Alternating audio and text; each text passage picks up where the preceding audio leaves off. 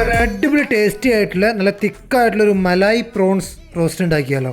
Recipe പറയട്ടെ. കഴുകി വൃത്തിയാക്കി ഡീവൈൻ ചെയ്ത പ്രോൺസിലേക്ക് ലെമൺ ജ്യൂസ്, ഉപ്പ്, കുരുമുളക് ചേർത്ത് നന്നായി മാരിനേറ്റ് ചെയ്ത് മാറ്റി വെക്കുക. കുറച്ച് കാഷ്നട്ട് ചൂടുവെള്ളത്തിൽ കുതിർത്ത ശേഷം നന്നായിട്ട് അരച്ചെടുക്കുക. കസൂരി മേത്തി ഒന്ന് ഡ്രൈ റോസ്റ്റ് ചെയ്ത് കൈകൊണ്ടൊന്ന് ക്രഷ് ചെയ്തെടുക്കുക.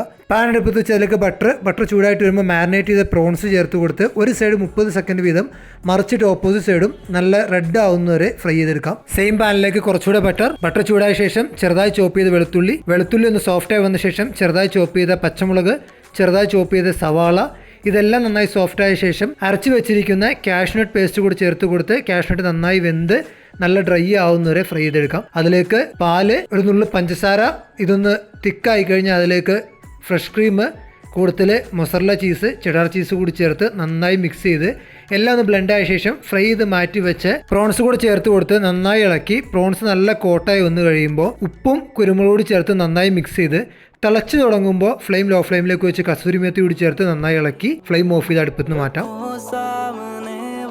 ഇതിൻ്റെ ഡീറ്റെയിൽ ആയിട്ടുള്ള വീഡിയോ നമ്മുടെ യൂട്യൂബ് ചാനൽ ആഡ് ചെയ്തിട്ടുണ്ട്.